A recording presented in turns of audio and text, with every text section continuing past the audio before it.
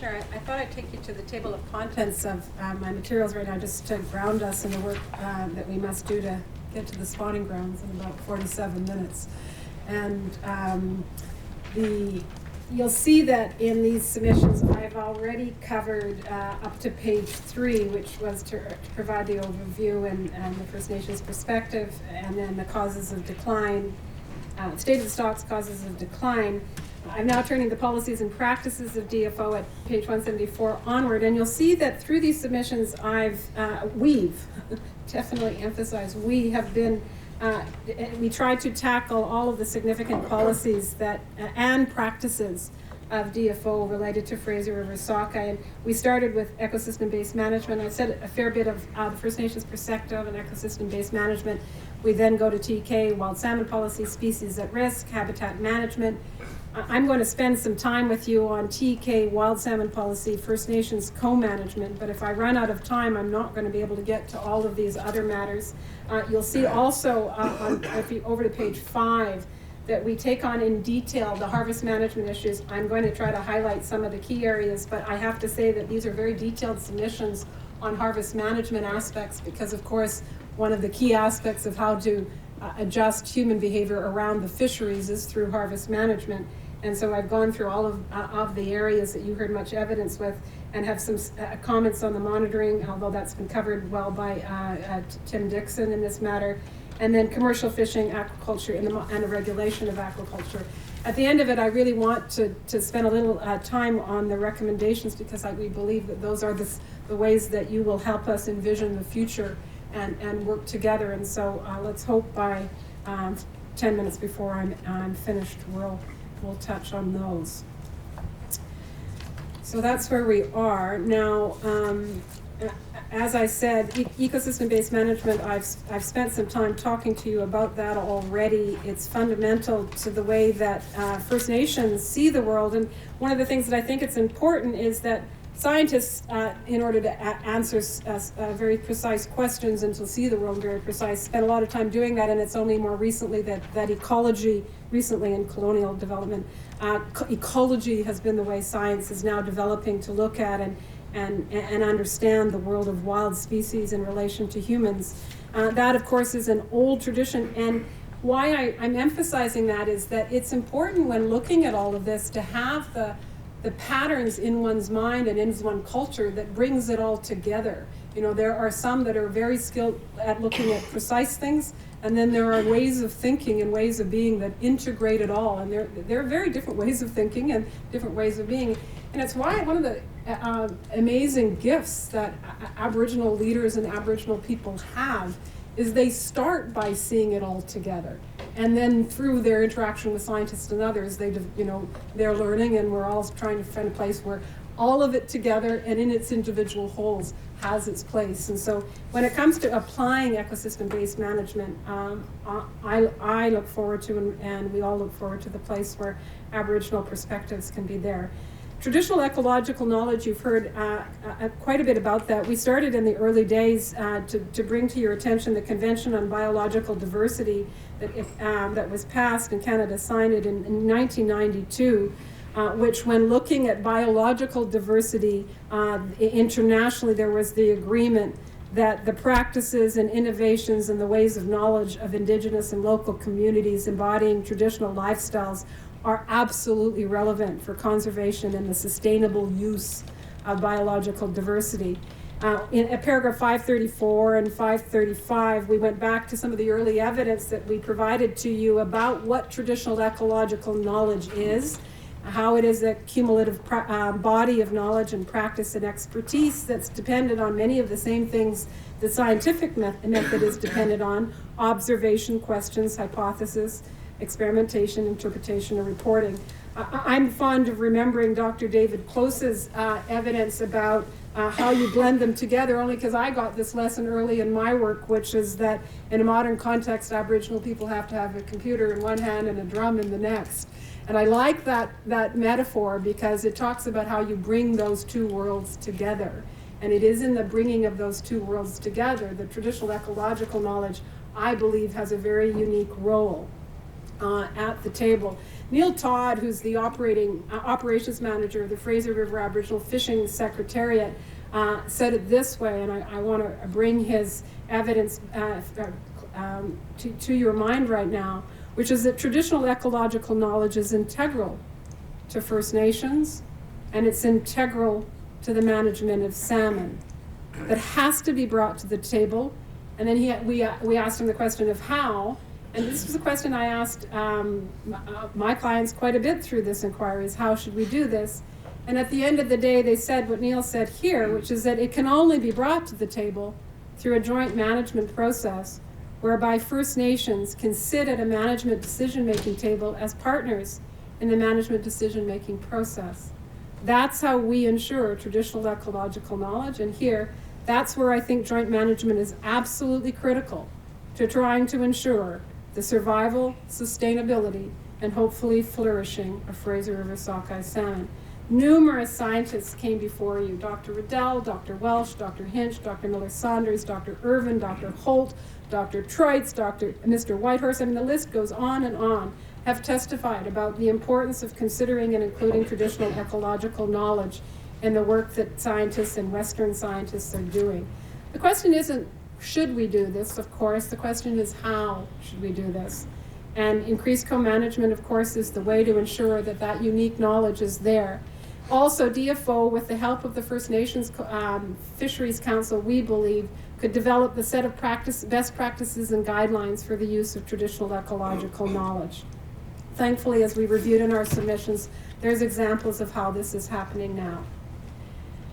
I don't have time today to go through all of the evidence and all of the submissions around the wild salmon policy.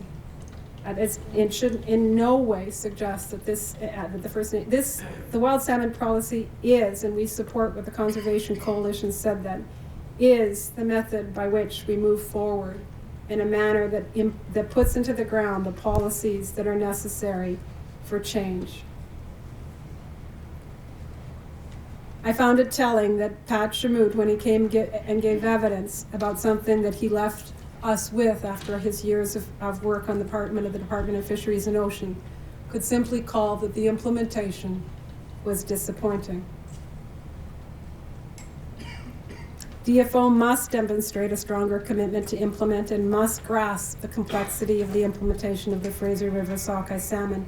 It's not enough, and it's not even appropriate to use pilot projects in other parts of the Pacific Northwest to say that we're moving on with the Fraser River sockeye salmon implementation of the wild salmon policy.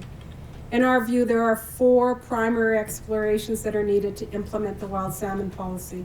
1 is terminal or near terminal river or near river fisheries on known stocks, both in the coastal watersheds and in the Fraser watersheds. We also believe it's important that we look very carefully at selective harvesting methods. We must continue to bring into bear seasonal closures to protect weak conservation units, and we must do improved stock and habitat assessment at a conservation unit level. Mr. Leedham from the Conservation Coalition took you through all of the recommendations of the most recent Gardner-Pinfold draft report. It won't come as a surprise when you look at it that much of the evidence of this inquiry was reviewed when they completed this, and that much of the recommendations are consistent with the evidence that you've heard.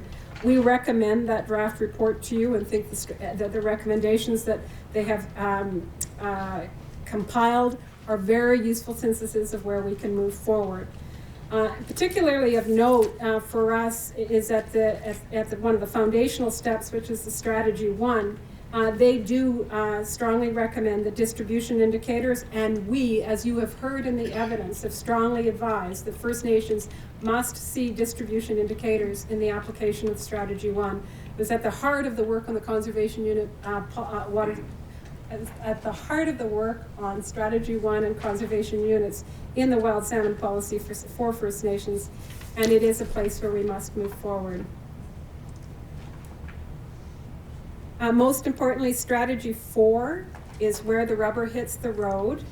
Strategy 4 is where we can begin now. We don't have to wait until strategy 1, 2, and 3 are all at a scientifically acceptable standard. Nothing will ever be perfect in the application of the wild salmon policy, and it will be organic and evolutionary. We can't rely on the Integrated Harvest Planning Committee to do the implementation of the wild salmon policy. The Harvest Committee is precisely that. It's a harvest committee. It's not what was envisioned by the wild salmon policy. We must have a planning process that's more akin to what's envisioned in a tier 1, 2, and 3 process to properly implement strategy 4. You'll see that we've gotten down to very specific suggestions on recommendations, including that there should be at least $5 million over the next 5 years devoted to the implementation of the wild salmon policy, including a champion within the Department of Fisheries and Oceans and a core group of people on the Fraser watershed that are willing to work to implement it at a recovery team level, the work of the wild salmon policy. True implementation of the wild salmon policy will, in our submission, require an efficient application of the tier 1, 2, and 3 management processes. I regret, because I find examples to be very keen ways of understanding human behavior, and the SARA policy is an important policy for Fraser River watershed, and most in particular, the cultist example. I was very pleased that your Commission Counsel took time in the evidence to make sure we understood the cultist example. Not just because of cultists, but because it revealed the challenges associated with applying the policy. And Dr. Davies testified that although DFO had undertook careful evaluations of the impacts, he and others, both within and outside of DFO, recognized the many deficiencies in the content and the methods that were used by DFO and in the socioeconomic reports the DFO developed. The criticisms of the reports included that the analysis were oversimplified, the analysis overstated the economic impact of listing cultist sockeye. The 125 million was criticized as being a revenue number, not a net number. Now, most importantly, it talked about the losses associated with listing rather than the benefits associated with the listing, and the fears associated with listing. And I just, again, Commissioner Cohen, I'm not going to go into the detail about all the socioeconomic matters, but I have to say, from my years of working with the Statlew on the BC Hydro matter, that it is an extremely complex matter to look at the socioeconomic impacts associated with the loss of a run to Aboriginal people. Many, many communities rely on only a small part of the Fraser River sockeye salmon for the foundation of their communities. Only maybe one of those stocks, not all of those stocks. So when those stocks are gone, their relationship to Fraser River sockeye are gone, and that socioeconomic impact has not been considered in any of these reports yet. They have not even begun to look at the complexity, and with all due respect, it will not be scientists who can do this type of work. This work must be done, but it must be done collaboratively if decisions like SARA and the wild salmon policy are going to be implemented in any way that they've been envisioned. Another thing that that we were all very disappointed about with respect to the cultist decision was that First Nations had fears that DFO's headquarters would make socioeconomic assumptions about not listing cultists or listing them, and that would trump their concerns around the health of the salmon populations. And that concern proved to be justified. The evidence before you exemplifies that.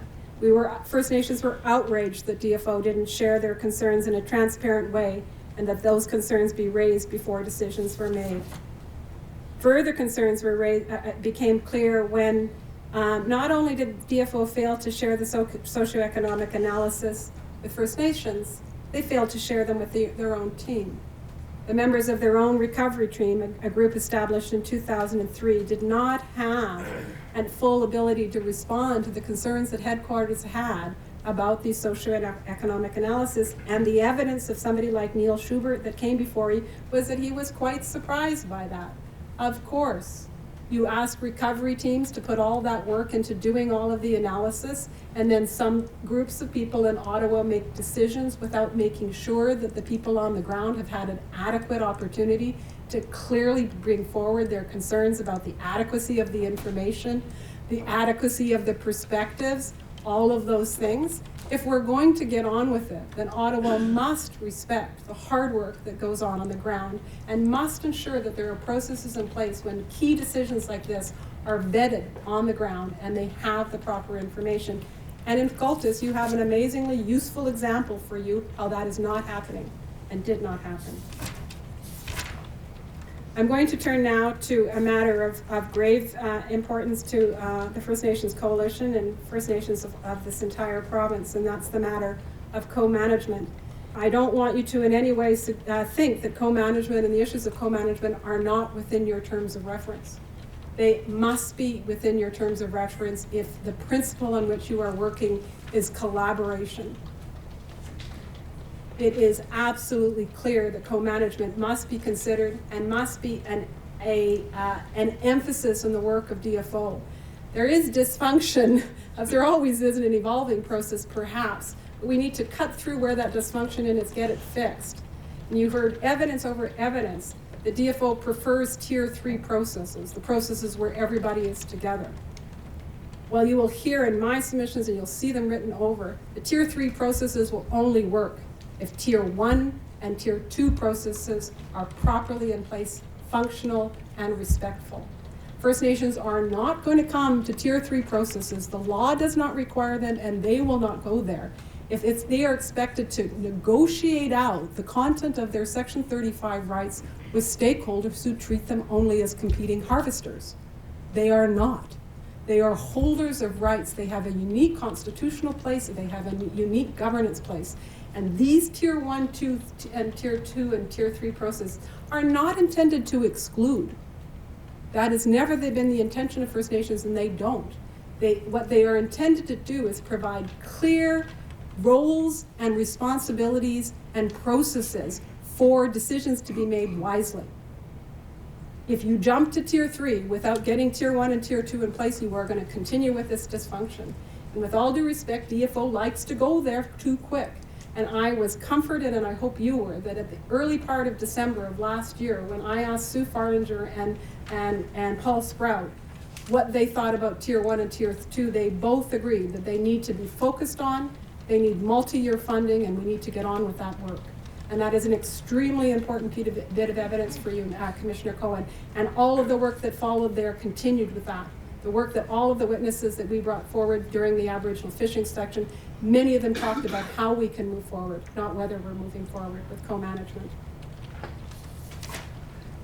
Now, the evidence in this inquiry illustrates easily in my submission the difficulties that DFO and First Nations face when meeting their obligations under Section 35, and more importantly, the obligations to the resource.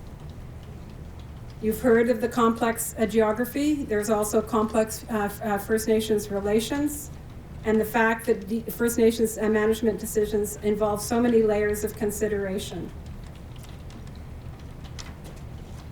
I want to turn you to paragraph 635, if I may, which is a paper prepared by the First Nations Fisheries Council. Oh no, actually it was prepared for DFO. It's even better. It's a 2010 paper prepared for DFO by Dr. Julie Gardner, who's working with DFO and First Nations on co-management. And at paragraph 635, we list all of the reasons and the rationales for co-management. Higher acceptability and legitimacy for government, higher compliance with management measures and regulations, less conflict, improved relations, more equitable management, which I say will lead to more just fisheries, a progress towards the recognition of title and rights, better information for fisheries management, improved effectiveness for fisheries management, protection and enhancement of the resource, a tailoring to local circumstances, self-determination for First Nations, More efficient management. Well, that will be useful given the reduction in budgets. Let's make our management more efficient. Community developments, greater access to resources, and better learning opportunities. All of these rationales for co-management were put to Karina McGivney, the former regional director for DFO for Treaty and Aboriginal Policy Development. And she agreed that all of those were reasons the DFO had accepted as being useful for establishing a co-management regime. It comes as no surprise that for the First Nations Coalition, it is not whether co-management will occur, but it's how. DFO in their evidence recognized the implementation of co-management will eventually encompass the sharing of authority for fisheries management, resulting in a shift from the top-down centralized management of fisheries resources to shared stewardship of the resource. Mr. Huber testified that he uses this approach in all of his work with co-management regimes through the Roadmap Initiative or otherwise. In order to implement efficient governance structures, DFO, the province, and First Nations will benefit from clear governance structures that efficiently outline the roles and responsibilities of all of these governments in the decision-making that must occur. The First Nations Fisheries Council, together with many First Nations and the Fraser River Aboriginal Fisheries Secretariat, have been providing technical support to both DFO and to First Nations governments in how to envision these types of processes to go forward. We talked a little bit about the necessity for incentives. Why? Because these processes have actually taken a fair bit of time. I, in my own short lifetime on this planet, have been spending a fair bit of time working with First Nations on trying to see how we can implement Tier 1 and Tier 2 processes. And they do take time, they take patience, but they also take incentives. And so we gave you examples of the types of incentives that DFO and First Nations clearly need to look at in order to get this work done. First Nations need to know that they will have a voice and that their voice will be respected in management decisions. That sounds simple, but it's difficult and it's an important incentive. There's no point in continuing to work if you're ignored. But it is extremely inspiring to know that when you come to work and you go and do this work, that your concerns will be properly heard and that will make a difference. And so First Nations need to know that if they are going to do this Tier 1 and Tier 2 and Tier 3 process, and they are absolutely committed to doing it, that their voice, their concerns will make a difference in decisions. They need to know that this is going to result in the conservation, and they need to know that changes will occur in allocations, fishing practices, and fishing management. Change must occur, and those are the types of incentives we want you to consider and have spent time giving you evidence on and summarizing as to why that needs to occur. That what's needed in order to advance co-management is respect or the explicit recognition of Aboriginal title and rights, clarity amongst the governments, incremental sharing of management responsibility, clear commitments, dedicated resources, and then practically speaking, given the work that happened with the wild salmon policy, it is the First Nations Coalition's view that a champion within DFO must be identified to see the Roadmap Initiative and the resulting co-management arrangements through to completion. The development, resourcing, and successful use of Tier 1 and Tier 2 leading into Tier 3 processes require a firm commitment of human resources in addition to financial resources. In our observation, that type of champion would also be useful in the First Nations, so that there were two champions that were charged over a period of time. You heard evidence from Mr. Huber for the Department of Fisheries and Oceans and First Nation representatives that are involved in the roadmap process, that they feel that with that work, the appointments of champions and the identification of resources, that the structure could be put in place and the processes could be in place within a 2 to 3 year period of time. That is, relatively speaking, a very important bit of information for you. Because these people have been working very hard. They wouldn't have come to you and told you something that was impossible. Or and then they wouldn't have set themselves up a task that they couldn't do. That's the time frame that they think, if with the appointment of the necessary people to make sure, and the resources, that this work could be done. Frankly, that's a very short period of time in the management of the Fraser River sockeye, but it is critical in terms of the vision that we have for moving forward. In addition, Mr. Rosenberger talked about the work associated with tiering it. That's another level of detail that we spent some time in the evidence, Commissioner. Tiering it is to recognize that not all decisions happen at a strategic level, that there are many decisions that have to occur amongst all of the First Nations. There are some decisions that will need to occur and work that needs to happen at a tribal level. There are some decisions that will happen at a community level. All that tiering work that has to happen can be done, and it was suggested could be done initially through the development of the structures. The rush to this Tier 3 processes is dangerous in my submission. It could backfire.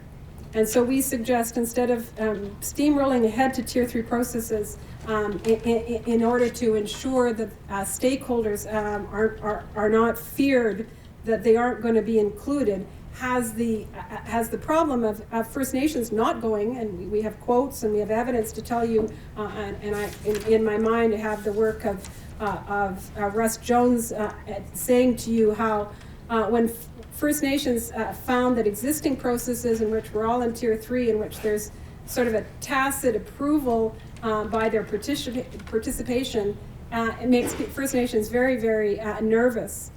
What First Nations have found is that in existing processes is that you're put in the position of giving tacit approval to decisions that undermine First Nations rights and responsibilities. I think in a way it's almost discrimination through equality. First Nations have the rights under the Constitution that are acknowledged, prior rights to the fishery. And by forcing First Nations to participate with other groups on an equal basis, you're not recognizing that prior right, which is quite different. And I think that it's one thing, and I think it should be comforting for not only you, but all of those that are looking at this. We're not saying it's just a Tier 1 and Tier 2 process. No one's ever suggested that. First Nations are willing to work with those that care about the long-term sustainability of the sockeye and the fisheries. But they need to make sure that the structures are reliable and respectful. As I mentioned, at pages 259 onward, we move to the harvest management and the challenges around harvest management. I'm not going to spend detail in there because if I tried, I would start stumbling all over my words, and so I'm not going to rush through all of them. But I am going to say that we have to move from aggregates to conservation units, both at the PSC and at the Fraser River Panel, and in all domestic fisheries. We need to do the work to clean up the run-timing groups. Run-timing groups were set at a time and in a place in which First Nations were not at the table. There's much that we've learned since then. The run-timing groups are extremely important. We're looking at the climate variabilities and determining openings and closings of fisheries. I found it odd that it hasn't changed since the work has changed, and Dr. Woody, I think it was in the 80s, recommended this work be done. It still hasn't happened. We must do that in order to properly set the foundation at the PSC level for the implementation and the better implementation of the wild salmon policy. We have to rework FRISI, which is the process that's being used to set up escapement levels so that they are more attentive to conservation units. And of central importance, as a absolute minimum going forward, Commissioner, we have to put stock assessment as a high priority, but increased stock assessment at the conservation unit level. It's not good enough for scientists to say we can't give you the information about all the other conservation units because we're not collecting that information and we're not doing that information. The wild salmon policy needs to shift so that we ensure that our stock assessment work is done at a conservation unit level. And we've set up very specific recommendations on that at page 275, paragraph 746 onward. Dr. Riddell and Dr. Whitehouse had three specific elements of stock assessment programs that the First Nation Coalition agrees with and accepts. The collection of escapement information, of course, is the backbone of that work. Telemetry work is also going to be important, and we say increasingly important, given all that we've learned about the marine environment. And then the Quailark program, we understand that funding is at risk, and we say the Quailark program is extremely important to the as a verification to what has been historically unreliable information from Mission.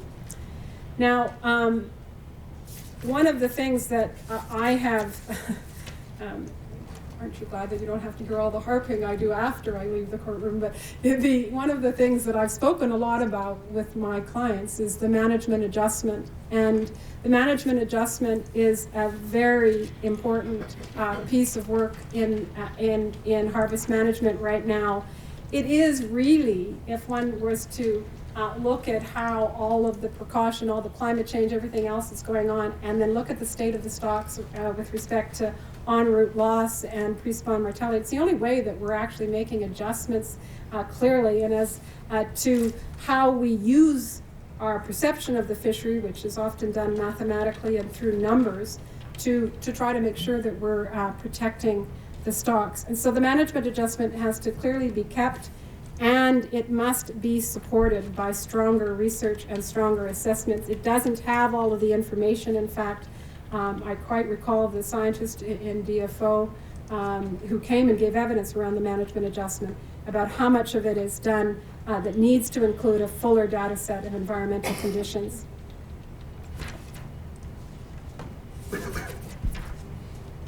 One of the last things I'm going to speak out with respect to management adjustments is the role of terminal and near terminal river fisheries. PICFI, which was the first of the Pacific Integrated Commercial Fishing Initiatives, is, as you've heard, scheduled right now to sunset. DFO's evaluation in 2010 as it relates to PICFI clearly says that moving towards a terminal fishery for salmon should lead to significant benefits from increased selectivity and lower cost of capture. In a document called Fishing for a Better Future, the First Nation Fisheries Council, and I refer to paragraph 773 of my document with respect to that, talks about the benefits of renewing PICFI and the value of moving from mixed stock aggregate fisheries into not just terminal fisheries. It's more terminal and near terminal river fisheries. You know, often the concern is that that's going to mean, and I need to put this concern to rest, that first of all, Aboriginal people in the marine or the approach won't be fishing. That is not the position of the First Nations Coalition in this inquiry whatsoever. All those that have a priority access to Fraser River sockeye salmon along the migratory route will continue to do that, and must continue to do. The plans must include them. And rather that this shift from the way we are fishing now to a shift in which we know what stocks we're harvesting and when, and the abundance associated with them, will continue to develop near terminal and terminal fisheries throughout the territory. Throughout the territories, it will actually relieve some of the pressures associated with Fraser River sockeye, and to the extent that those pressures can't be relieved by other stocks, of course, access for FSC fisheries and priority fisheries will occur in the marine. Briefly on the regulation of aquaculture, the DFO has not adequately responded to the numerous concerns First Nations have raised over the last 2 years since the Martin decision, and prior to that, about how wild salmon and their habitats will be protected. First Nations Coalition submits that the rushed and ad hoc approach the DFO used in relation to the decisions to roll over aquaculture licenses demonstrates a failure to truly appreciate, address, and accommodate the concerns that First Nations had already raised with DFO and continue to raise. Finfish aquaculture along the migratory route of the Fraser River sockeye salmon is an industry without certainty of operations from the First Nations perspective. Prior to making the decision to roll over existing licenses, DFO didn't ask whether the province's siting criteria addressed current concerns or scientific information. It didn't ask whether the province had properly applied the siting criteria used to determine the appropriate location. And it didn't ask whether First Nations all along the migratory route had been adequately consulted about the potential impacts of such fish farms on wild salmon, including Fraser River sockeye salmon. Since that first rollover decision in 2010, DFO has not undertaken any comprehensive studies to address First Nations concerns regarding the location, size, number, and density of fish farms along this route, or the cumulative impacts. It is our submission that Canada, the First Nations, and the aquaculture must take immediate steps with the assistance of the protocol that I suggested to the representative of industry to move forward to determine how, not only how the consultation will occur, but the accommodations and to address their concerns. All right, I have 5 minutes to deal with the matters in my reply and 5 minutes to deal with my recommendations. I'm going to go very briefly into my reply. I leave it for you to review it. And I just want to say that as it relates to the financial crisis, of course, more money is necessary to implement the wild salmon policy, implement all of the changes that are being suggested. But we can, and in that way, we can embrace the work that Area B and D has done about in their questions and their submissions about the need for more money. However, we need to distinguish. I make one distinguishing feature, which is that it's oversimplistic to think that it's only money that's preventing the conservation of Fraser River sockeye salmon. I wouldn't have spent all this time talking to you about the ethic of conservation and sustainability and the complexities of interjurisdictional matters and the state of the stocks to suggest it's only the failure of money. If we're going, more money, if directed correctly, might help to conserve Fraser River sockeye salmon conservation units. If existing and new money is prioritized to ensure there are proper managements, efficient advisory processes, science, and the integration of traditional ecological knowledge. First Nations don't have the choice to say that without more money, Fraser River sockeye salmon will be imperiled. We must work with existing pockets of money and any new pockets of money that are put forward to properly conserve.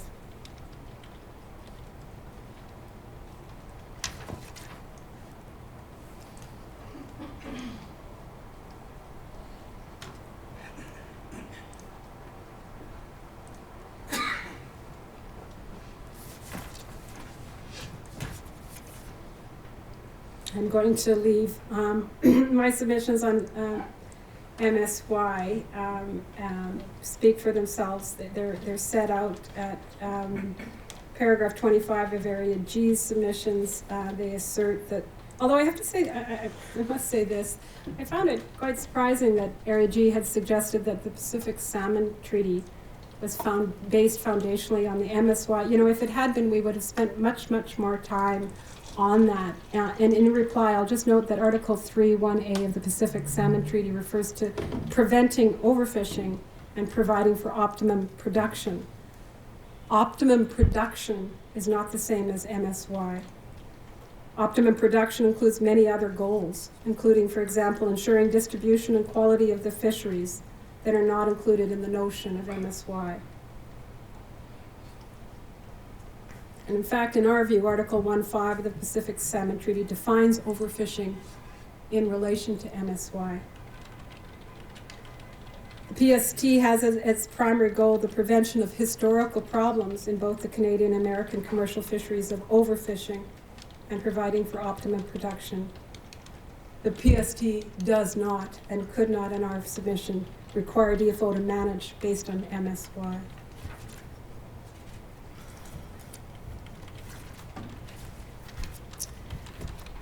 So you know they're there, Commissioner Cohen, and I'm sure there are many ways of doing this, but speaking it orally might bring it more to life. In our reply, and in particular at paragraphs 77 onward, at page 26, we deal with a topic of apparently grave concern to Area G, delayed density dependence, cyclic dominance, and something called over-escapement. And I just want to say that it's useful to acknowledge that this scientific hypothesis or theory of delayed density dependence doesn't equate to over-escapement, and it doesn't equate to that being harmful for sockeye. This was explained carefully during the panel on over-escapement. By his own submissions, and this was the quote that Dr. Walters, this is the quote that I'm relying on for Dr. Walters that my friend Mr. Rosenblum took issue with, and I was so embarrassed because so much of the citation in our work is so excellent because my team members did it. And this citation I did, and it was in error, and I regret that. But in fact, I thought it must mean that I was supposed to go back and look at it more carefully. And so I did, and the error that I made was a page reference. The line reference is correct, it's line 23 to 37, but it's the page. Footnote 82 is supposed to read February 9th, 2011, page 61, not page 57. And I just want to say two things about Dr. Walters. Again, there's some suggestion that, Dr. Walters, of course, is a good scientist. And yeah, there's no suggestion otherwise. So are Dr. Peterman and Dr. Dorner. And they had the opportunity to spend an amazing amount of time with the information that they had, not something that Dr. Walters had. But the important thing about Dr. Walters, and he says it here, is that at line 6, or page 61, I have to wear two hats in answering these questions, and the questions are about the importance of genetic complexities. As a biologist, I abhor the idea of losing these unique, evolved genomes like cultists like. It's a unique culture. But on the other hand, and he says it immediately, if I tried to emphasize with or put myself in the place of commercial fishermen, and over the last few years, I have to worry about the effect of this on them. And so his concerns here are not founded on his concerns as a biologist. His concerns are founded on his concerns for the commercial industry in the aggregate mixed stock fishery. That's where it's founded. And so you have to ask yourselves, is that the sustainable future for our fisheries? There's no evidence to suggest that in front of you. There's no evidence to suggest that staying out in the marine and harvesting mixed stocks is sustainable any longer. All of the evidence points to the selective fisheries and to the known stock fisheries. That's where the evidence on conservation lies. You can't have a sustainable fishery if you don't have a resource.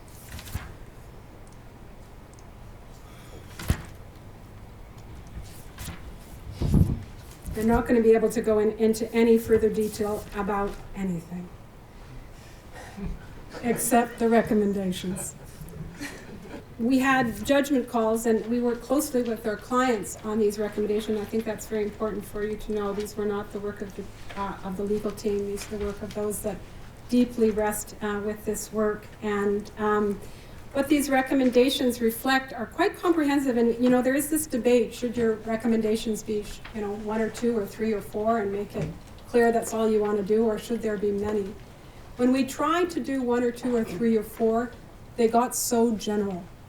They got so principle-based that it's very difficult to implement them or hold anybody accountable to implementing. And it would be sad if your work was not something we could all implement well and clearly. And so we had to weigh it the other way. Of course, you will make your own determinations of this. We just suggesting that there be a balance between those principled approaches that are broad, but also very specific proposals on much of the specific evidence that you've done. And in that way, we've set those out for you in this work. We've set out the principles and then our suggested detailed recommendations. It will be, of course, for you to look at all of this and to see whether the evidence is there. I have to say we built them from the review of the evidence, and we did our work in the hearing so that you had witnesses you could rely upon. Not our voices, but the witnesses that you could rely upon for the value of these recommendations, and they're here. And I just want to turn to, and you'll see they flow through all of the things that you heard about and that we talked about or that we've written about. But I'm going to take you to the last one.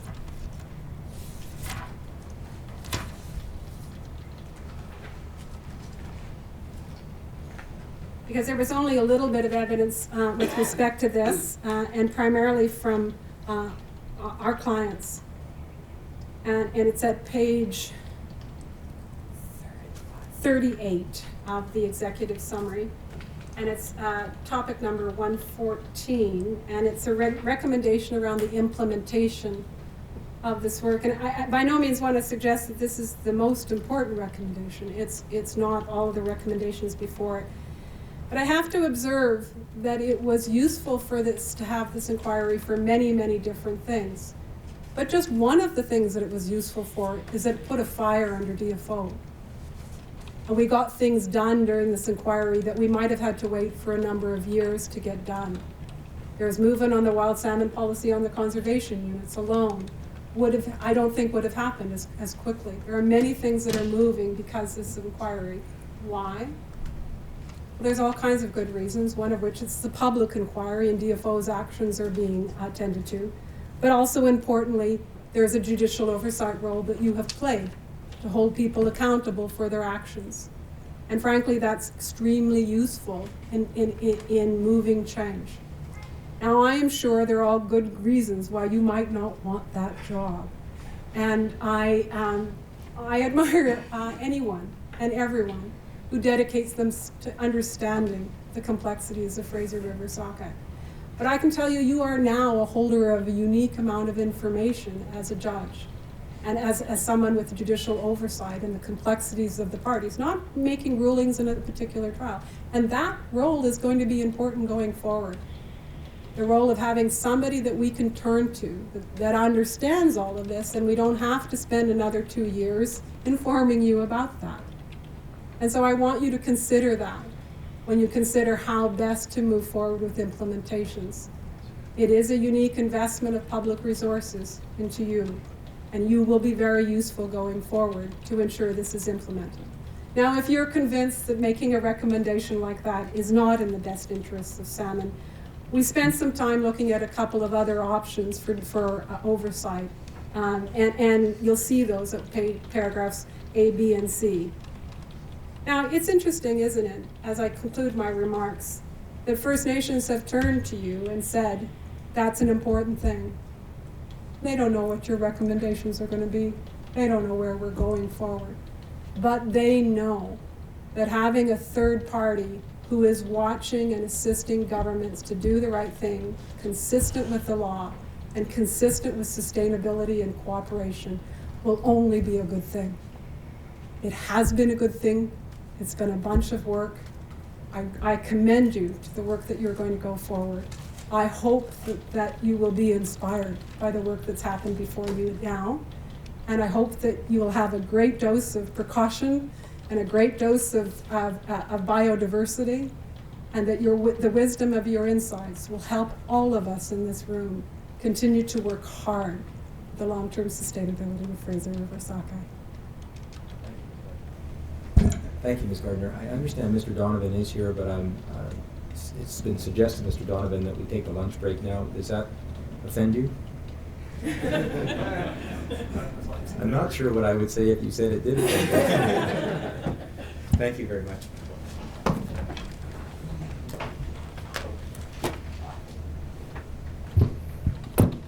The hearing is adjourned until 2 p.m.